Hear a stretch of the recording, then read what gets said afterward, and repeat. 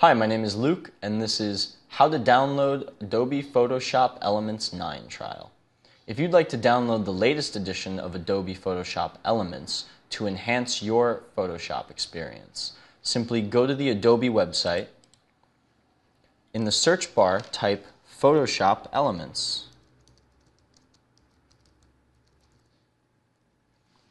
The first link that should appear should say Adobe Photoshop Elements. Under it, you'll see a link that says Try Now. Left-click on it. This will bring you to the page where you can download a trial edition of Adobe Photoshop Elements. The current edition is 12, which is past 9, but it is the only one available for download on the Adobe website. Click Download Now to begin your trial. You'll also need to sign up and register with Adobe, even though it's a free trial. Once the trial period is expired, you will need to purchase the product. And that's it.